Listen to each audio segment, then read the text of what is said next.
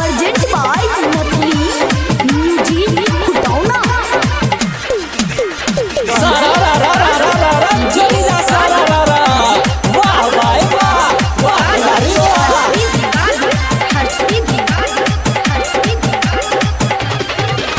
लवंडा बाबा हो लवंडा बाबा फगुआ में खा लह अंडा बाबा।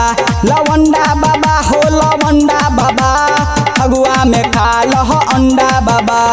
फगुआ में खा लो अंडा बाबा फगुआ में खा लो अंडा बाबा। लवंडा बाबा हो लवंडा बाबा होली में खा लह अंडा बाबा। लवंडा बाबा हो लवंडा बाबा फगुआ में खा लह अंडा बाबा।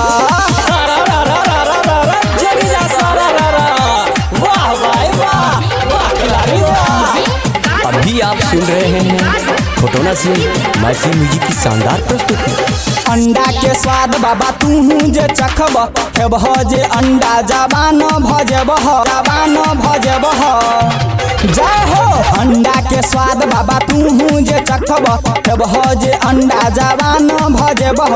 फगुआ में खा लह अंडे बाबा हो होली में खा लह अंडे बाबा। मड़कंडे बाबा हो मड़कंडे बाबा होली में खा लह अंडे बाबा। मड़कंडे बाबा हो मड़कंडे बाबा फगुआ में खा लह अंडे बाबा।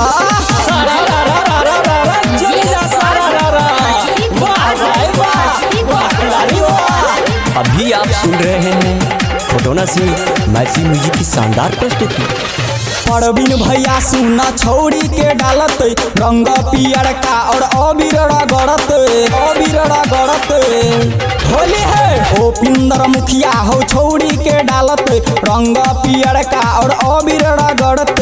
होली में खा लो अंडा बाबा हो होली में खा लो अंडा बाबा। लवंडा बाबा हो लवंडा बाबा फगुआ में खा लो अंडा बाबा। मड़कंडे बाबा हो मड़कंडे बाबा होली में खा लो अंडा बाबा।